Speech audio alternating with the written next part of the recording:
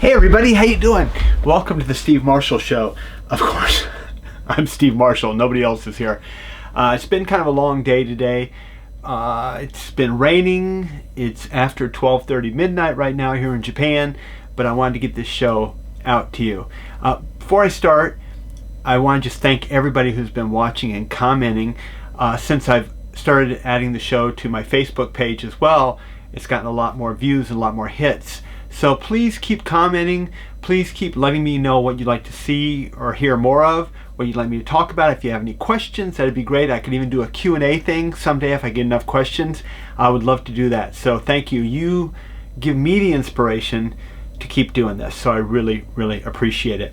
Now, yesterday on the show, I gave a little activity with this drawing in a mirror thing. If you don't know it, watch yesterday's show, day 4. And I hope you tried it. I got some people commenting and they said that it would be a lot of fun. They want to try it, so I hope you did. Now here's a follow-up to that. Now after you've tried to draw the picture, what it was, you put a mirror on the table like this, you put your drawing pad here in front of it, and then you try to draw something here while looking in the mirror at the reflection of the pad. And it's a lot more difficult than you'd think. I shared some pictures yesterday that are just horrendous. I'm not a great artist, but even for me it was pretty bad. So the follow-up to that now is take a person and blindfold them or shut the lights off. Put a pencil or a pen or a magic marker in their hand and let them draw. Now make sure you put some bigger paper around because they could draw off the paper or whatever. And just see what kind of pictures you come up with totally blindfolded, totally in the dark, drawing without being able to see it all. And you'll get it. You think you're doing it right and you're not. It comes out really weird. So have a lot of fun with that. So that's a follow-up activity for you to try today. So on yesterday's show, I gave some tips of ways to stretch your food or do some things creative with your food in this time where maybe you can't get out as much to get food, and how to use what you have on hand or make some things last a little bit longer. And I got some great suggestions when I put a request up on my Facebook page, the question about how people stretch their food. And today I got a whole bunch more, so it's great. So keep those coming in, and I want to share those because I got some really good creative ones and some really funny ones too. So one of them is, let's see, when cooking veggies, save the water for soups. So after you cook your vegetables, you can make a soup in that water, and it's already kind of flavored a little bit from the vegetables.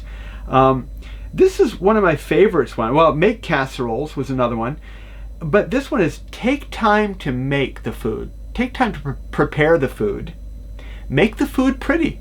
Present it, especially to your family. Be creative with the way you present the food to your family. Make it pretty. And dress for dinner.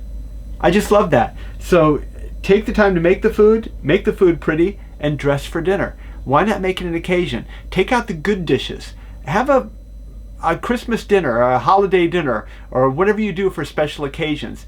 Do it every night at your house. Make every night a special occasion, and it'll just make it nice when you sit down to eat. Candlelight is great. Little classical music. If you got a piano player in the house, have him play the piano, and it'd be great. So that's a nice thing. Special evening at home. Somebody said, I asked how to stretch a food, and they said, I use the Play-Doh pumper to stretch it and smush it into shapes. So I guess you could do that. You could use I don't know, I would wash it really good if you use your Play-Doh pumper, but you know, make it into special shapes or stretch it out or whatever. The next one right after that was taffy is the best for stretching. So if you can stretch your taffy and eat your taffy, that would be good. Not a bad meal. Probably, not a great meal. I like this one too. Using items in the pantry or freezer. Trying to use what we have and only purchase needed items. Baking beer bread, biscuits, and cornbread, all with ingredients on hand. She said, I normally don't do any kind of bread, but she is now using the ingredients on hand and making more soups. So just making stuff with everything, trying to use everything you have around the house. That's a good suggestion. Unfortunately, only having one meal a day, somebody said. And I know that there's a lot of people out there that it's really difficult times right now. And a lot of my entertainer friends are in that boat right now. We're all kind of in the same boat where all of our gigs got canceled. Things are tough. So, I want to send my love and my prayers and my good thoughts and my good energy and anything out to my entertainer friends out there, especially, or anybody that's having a hard time with this. And I really hope that you're getting more than one meal a day. Here's another one. It's a clown friend of mine. Social distancing from my kitchen. So staying away from the kitchen. Maybe you're not so hungry, you're not eating as much if you social distance from the kitchen. I like that one.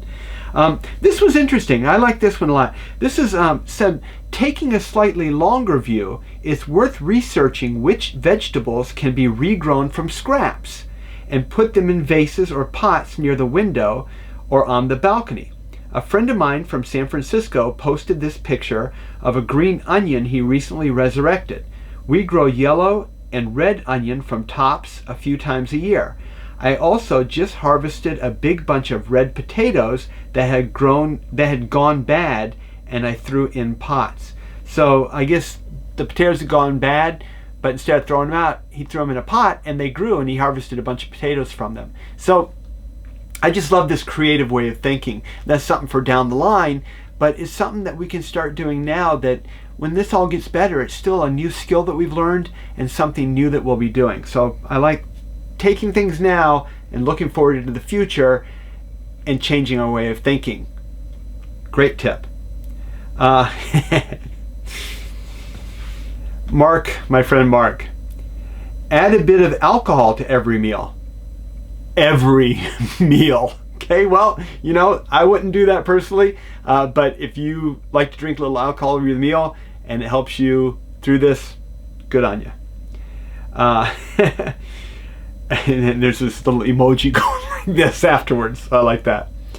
A friend of mine says, after his partner Ron cooks a turkey and we eat normal, then sandwiches, he boils the meat off the bones, then uses the meat to make soup. Now that's a good point, because now here in Japan, I've got a small oven. I make a turkey once a year on Thanksgiving. And it lasts us, for a family of 4, we have leftovers for days. Same thing, turkey sandwiches. You can reheat the turkey and have it just as turkey, or you can boil the bones. I put it in a crock pot, put some seasoning in it, some sage and vegetables, let it boil off the bone, and then fish out the bones and make turkey soup. And you've got that for days. So one turkey, which in the States is not that expensive. Last time I was there, it's a lot more expensive here in Japan. But one turkey can feed you for, we sometimes eat on it for like a week, keep reheating stuff and making things. We got leftovers for a long time. Another friend of mine said, eat less. Seriously, not helpful to you being in Japan, but applicable to US grand proportions. So, if you're in a place in the world where the portions are bigger, just cut down on your portions. Japan, the portions are smaller, and I've gotten kind of used to that. When I go back to America and I go to a restaurant, I usually cut it in half right away. I'll eat half and then I'll have half for the meal the next day. Another friend of mine said do a 10-day master cleanse. So this might be a time, if you're going to do one of those, a cleanse for your body, this would be a good time to do that. Look into that, consult a physician. Don't take my advice. Research it, make sure it's the right thing for you before you do it, obviously. The last one right now, my friend Tony says, I think my stay-at-home food is stretching me. I bought 2 weeks worth of ice cream 3 times last week. So I'm sorry, I started laughing. Let me say that again. I bought 2 weeks worth of ice cream 3 times last week. So yeah, be careful with that, because I know we're sitting around. So I guess that's another good tip, is get exercise. You can walk around, you can do sit-ups. It's a good time to get a home exercise plan going. Stay active. Use your body. Don't just sit. Don't become a couch potato. Move. Keep your body active, and it'll keep your mind active too. I believe that. You feel good body, you feel good in your mind, vice versa. You feel good in your mind, you feel good in your body. Keep them working all the time. Okay, enough of that. Let's see, what else? I heard this great story about this couple, and this was a very rare occasion. So it's this couple, they've been married for many years, and they both shared the same exact birthday.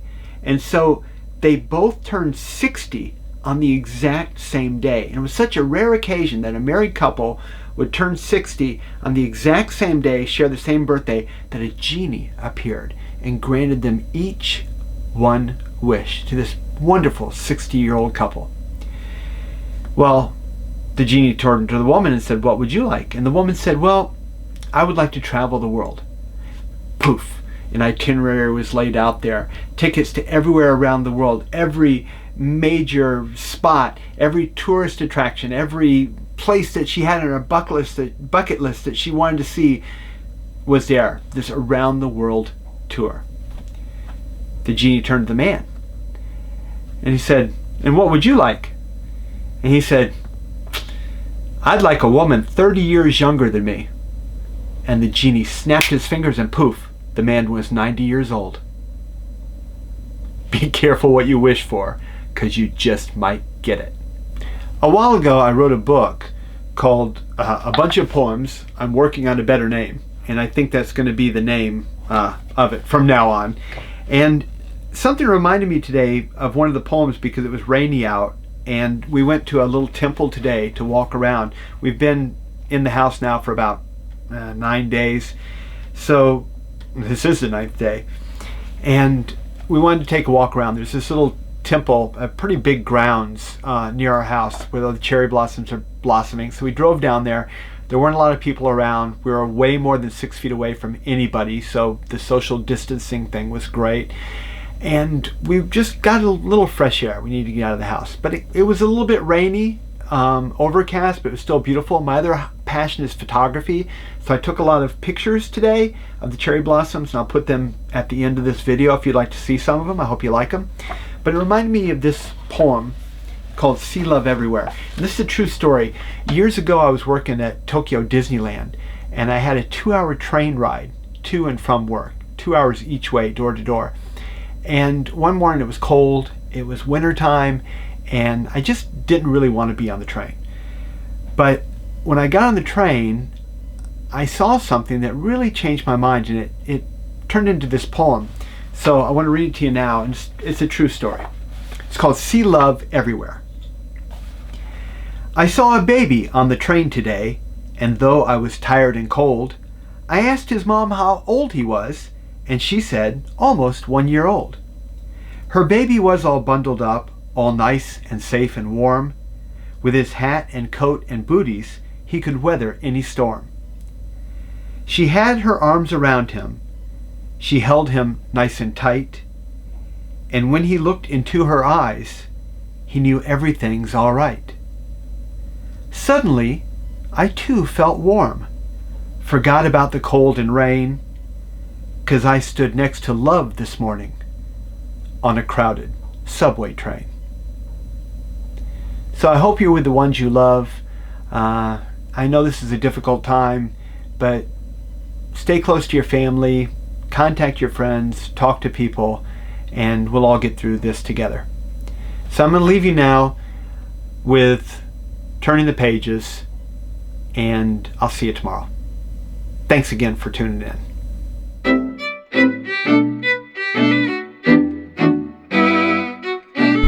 Hello again. Here's the March 28th quote from my book, Turning the Pages. It's by Sarah Dessen.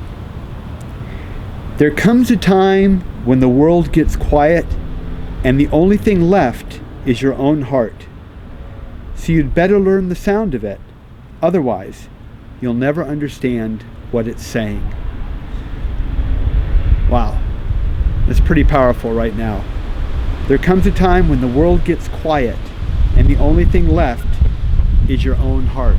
You know, I know a lot of people right now are self-quarantining or self-isolation, staying at home.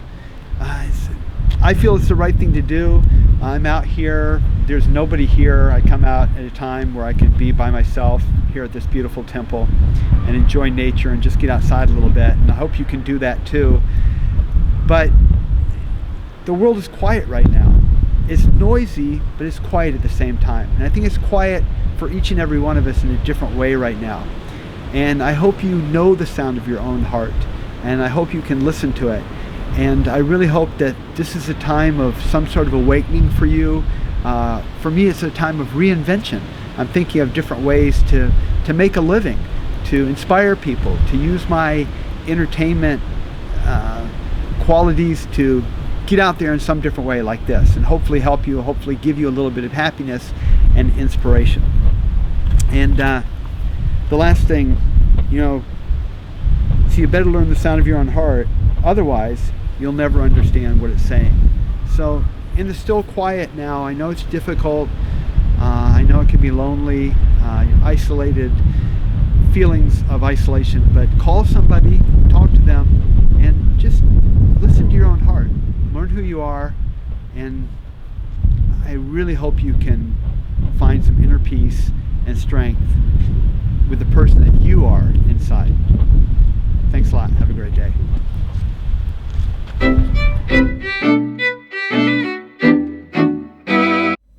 This is Steve Marshall saying, I haven't slept for 3 days, because that would be too long. See you tomorrow.